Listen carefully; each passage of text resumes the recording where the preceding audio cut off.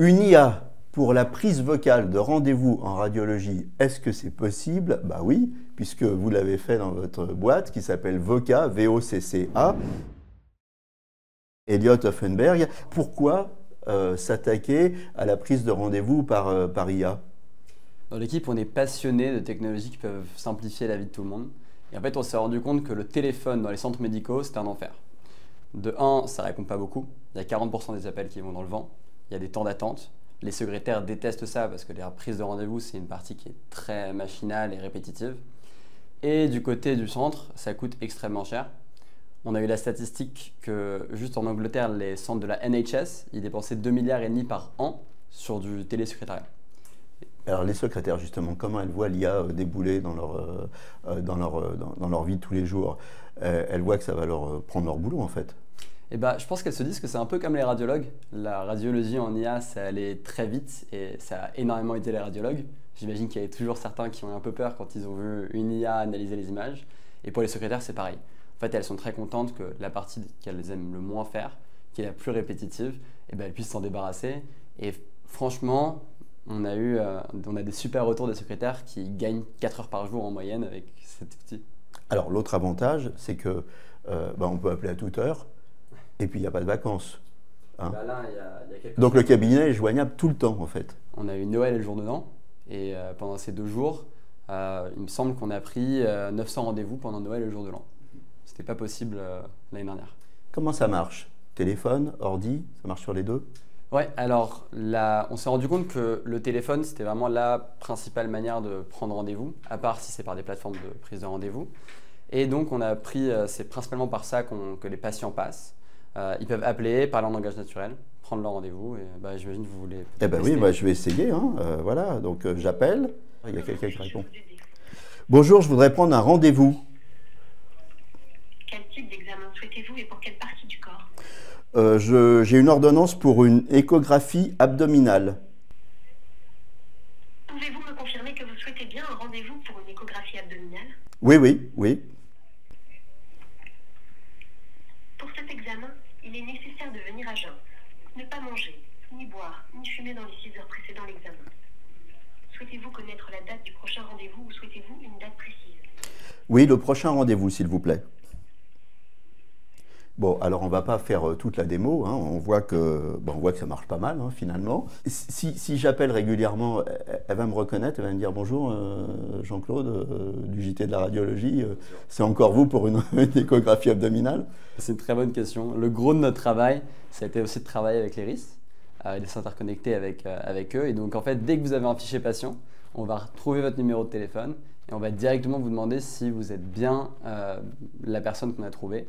On vous confirme rapidement avec votre date de naissance et ensuite, même pas besoin de vous présenter ou de vous donner toutes vos informations. Bon, là, c'était quelque chose de simple. Je suppose que l'IA ne fait pas tout. Donc, comment ça se passe là? On est rebasculé vers les secrétaires. Comment ça se passe? Bien sûr. Alors, pour certains motifs de radiologie interventionnelle ou autres, l'IA va décider, on va préparer avec le centre de renvoyer vers de l'humain. Et pour tout ce qui est les autres questions médicales, on a préparé des grosses bases de données spécialement pour l'imagerie, qui peuvent répondre à une bonne partie. Et tout ce à quoi elle ne peut pas répondre ou auquel elle n'a pas explicitement l'information, en fait, on va soit transférer vers une secrétaire, soit on va prendre une note qui va arriver comme une to-do list pour la secrétaire pour qu'elle puisse toujours avoir un œil sur ce qui se passe et les demandes des patients. Vous dites on a préparé une grosse base de données. Par exemple, ça concerne tous les protocoles. Voilà, donc là, vous avez appelé pour une échographie abdominale et on vous a expliqué qu'il fallait venir à jeun. Si vous appelez pour une IRM, on vous posera aussi des questions si vous devez venir on vous préviendra que si vous avez un pacemaker, il faudra prévenir le centre, etc. Et donc ça concerne en tout cas une grande partie des protocoles. Si je réponds oui, j'ai un pacemaker ou j'ai un dispositif médical implanté, le centre, lui, sera prévenu? Exactement. En fait, comment il sera prévenu? On a une plateforme que les secrétaires utilisent tout le temps. Qui est une plateforme de productivité en fait. Ça permet de garder un œil sur tout ce qui se passe, sur tout le travail qui se passe, sans avoir à le faire dans son intégralité. Et dès qu'il y a des cas anormaux ou exceptionnels, comme il peut y en avoir, elles n'ont qu'à s'occuper de ceux-là qui sont les plus importants et qui nécessitent le plus de temps. Alors là, j'ai pris mon rendez-vous et puis tout de suite, on m'a donné les recommandations.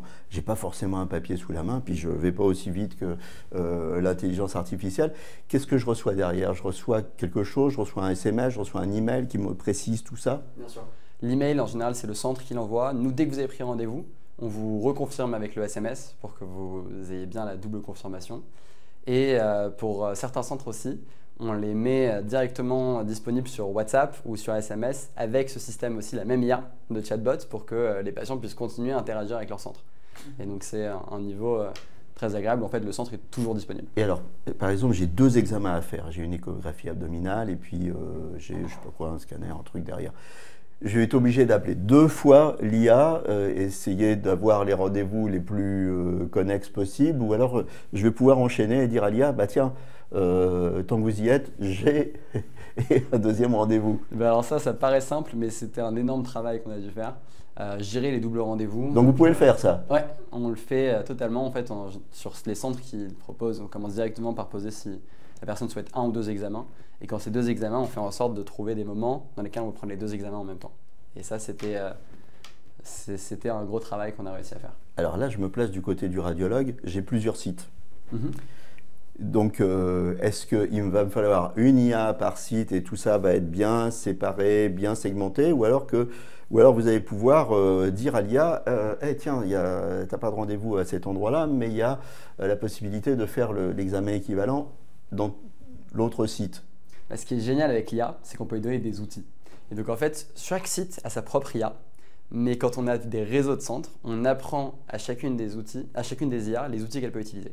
Les outils, c'est passer le message à une secrétaire, par exemple, ou même passer le coup de fil à un autre centre, et par exemple à une autre IA d'un centre.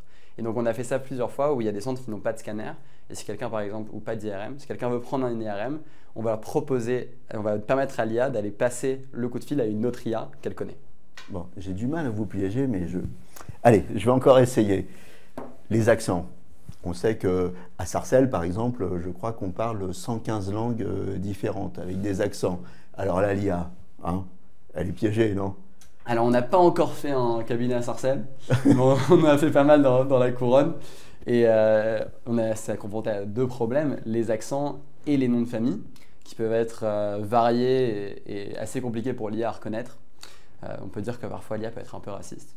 Et donc on a dû faire un gros travail pour la rendre un peu moins raciste et devoir reprendre toutes les bases de données de noms pour l'aider à mieux comprendre les noms, mieux comprendre les gens qui épellent, mieux comprendre les accents. Et je pense que si ce n'est pas aujourd'hui, demain, l'IA sera capable de comprendre bien mieux les accents qu'une personne humaine. Donc vous, Elliot Offenberg, vous n'avez pas d'accent, mais vous avez un nom qui n'est pas facile. L'IA, elle va le comprendre. Alors comment elle va faire, l'IA, pour... elle est connectée au RIS, elle est connectée... comment ça se passe concrètement? Concrètement, dès qu'on commence à travailler avec un centre, on va se connecter avec leur RIS ou avec leur système de prise de rendez-vous. Et ensuite, on va regarder tous les rendez-vous qu'ils ont. Nous, on va leur proposer les instructions qui vont avec ces rendez-vous. On leur permet aussi de le relire parce que certains ont des instructions différentes pour chacune des machines qui peuvent être un petit peu différentes ou des radiologues qui ont des préférences. Ils s'occupent de tout ça. Ensuite, on va extraire énormément d'informations sur le centre, l'accès, comment est-ce qu'on s'y rend, les politiques de renvoi des résultats, tout ça. Et toutes ces informations, on la donne à l'IA, on l'entraîne et ensuite c'est lancé. Et alors, si le centre, on peut prendre des rendez-vous au centre via les secrétaires, via Doctolib par exemple, et via l'IA, comment tout ce truc-là travaille ensemble? Un petit peu compliqué. Oui. On arrive à centraliser. En fait, on doit travailler avec leur liste de patients pour comprendre les numéros. Et on doit travailler avec les agendas pour pouvoir poser les rendez-vous. Et on arrive à tout connecter. L'IA, elle reçoit des appels.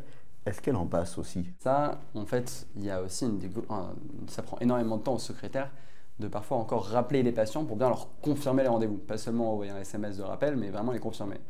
Et ça, on a appris à l'IA à le faire aussi.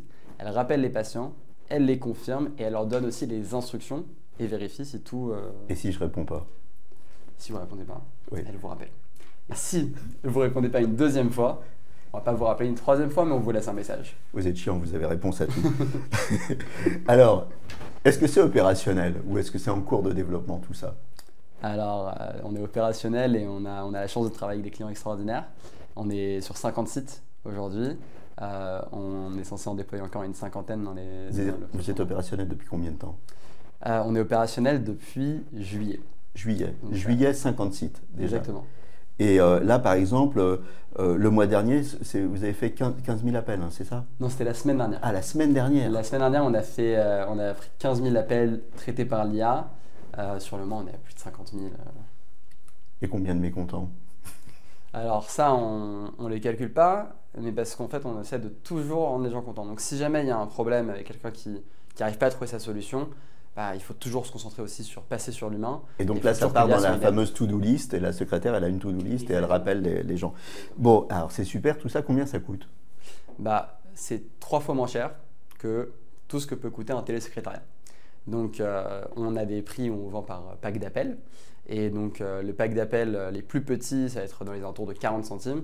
Et ensuite, plus la quantité d'appels souhaités et la taille des centres, on va réduire le prix pour faire gagner du temps et de l'argent au centre aussi. C'est quoi ça? C'est une boîte française? Vous avez fait une super levée de fonds pour tout ça? Comment ça se passe? On est une boîte 100% française. J'ai rencontré mon associé en Californie, à San Francisco, qui est un peu le temple de l'IA.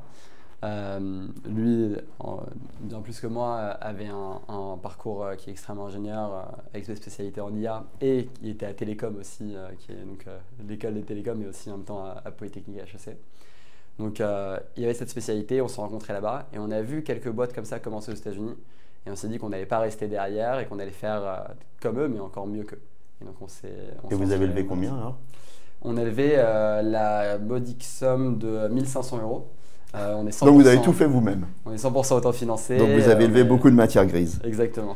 Vous faites alors j'allais dire que de la radiologie, c'est peut-être la spécialité la plus complexe. Donc quand on fait de la radiologie, on peut tout faire. Est-ce que vous vous attaquez à d'autres spécialités? Écoutez, on est un petit peu sadomaso, mais on a décidé de s'attaquer au plus dur, qui est la radiologie.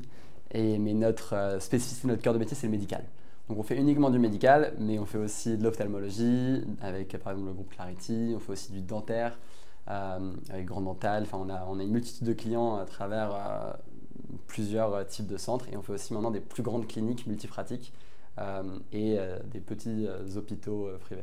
Donc c'est que le début, c'est ça? C'est que le début, c'est aussi que le début que l'IA. On sait qu'on est sur une vague qui ne fait qu'avancer avec nous. Et donc, il faut prendre cette vague, aller vite et toujours améliorer le produit qui s'améliore qu'avec le temps. Et c'est extraordinaire. Mais les géants, alors, comme je citais Doctolib tout à l'heure, ils s'y mettent aussi à l'IA vocale? Ils s'y mettent et on attend de voir quand est-ce qu'ils y sont. Et en attendant... Voilà, vous allez vous faire racheter, vous allez devenir riche. Okay. Écoutez, je vous remercie beaucoup en tout cas d'être passé sur le plateau du JT. Et puis, à bientôt. Merci beaucoup de m'avoir invité, et j'étais ravi d'échanger avec vous. Voilà, et je vais essayer quand même de titiller l'IA pour voir si ça marche vraiment. Vous pouvez y aller. Allez, à bientôt.